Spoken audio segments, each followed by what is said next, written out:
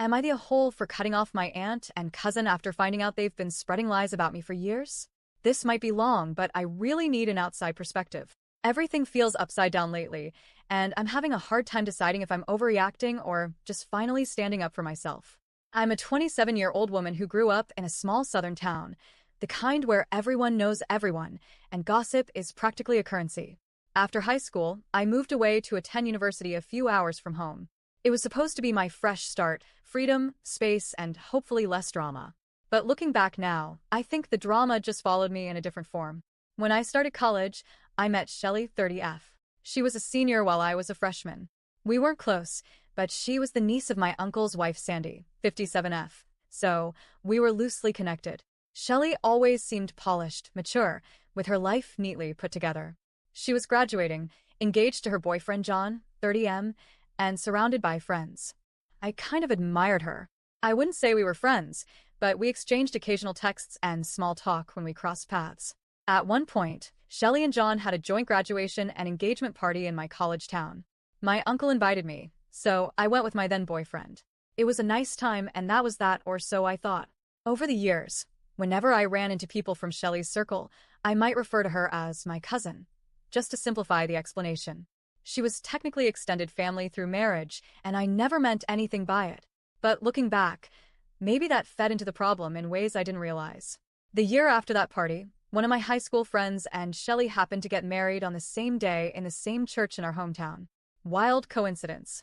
My family was planning to attend both. Sandy had mentioned that Shelley's reception was going to be packed, but if we ate dinner elsewhere, we were welcome to come by for the dancing part. That seemed totally fair.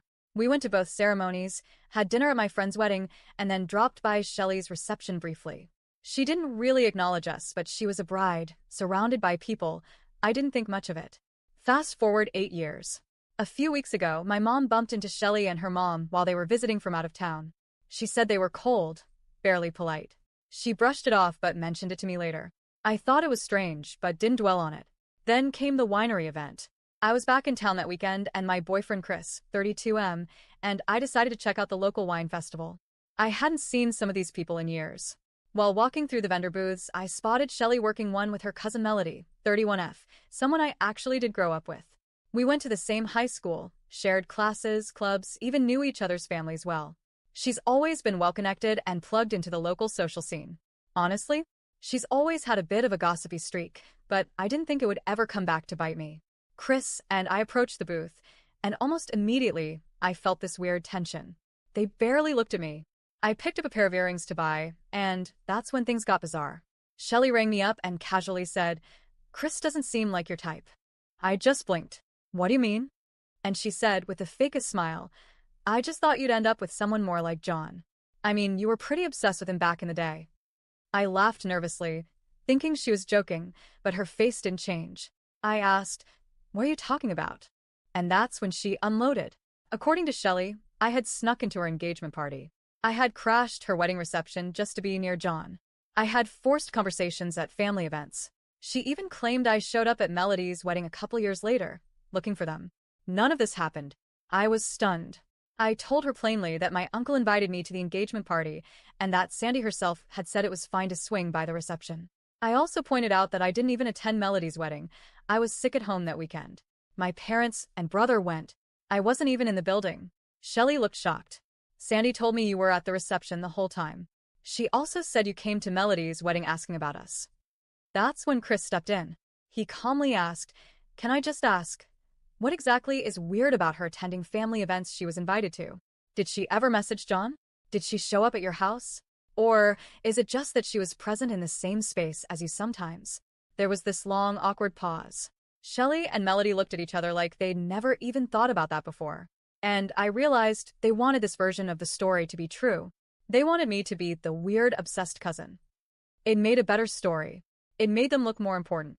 I looked around the winery and realized how many people I recognized, people from my town, former classmates, neighbors.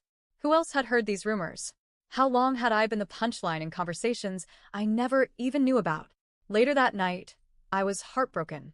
Chris was amazing. He told me he had never once heard me mention John, not even in passing. He believed me. But I couldn't stop thinking about how long these lies had been circulating. What image of me did people have? How many opportunities were shaded by whispers I never heard. I decided I was done. I texted Sandy and told her I was cutting contact. That she helped spread lies about me that painted me as emotionally unstable. And I would not allow people like that to stay in my life. I texted Shelley and said everything she heard was false, and going forward I wanted no contact. I asked her not to mention me, and I promised to do the same. Asked her to pass that message to Melody too. Sandy tried calling me, but I didn't answer. My mom later told me she was upset and that Shelley and Melody were furious. I reacted this way. My mom told me I was being rude for cutting off family. I told her, what's rude is spending years turning your cousin into a stalker in people's minds and never once checking the facts. But sure, I'm the problem. I haven't answered any family messages since. Some are angry. Others say I'm being dramatic, but none of them offer even a half-hearted apology. No one has taken responsibility for what they said or what they allowed others to believe. So now I ask, am I the a-hole for cutting off my aunt and cousin after finding out they've been lying about me and calling me a stalker for years?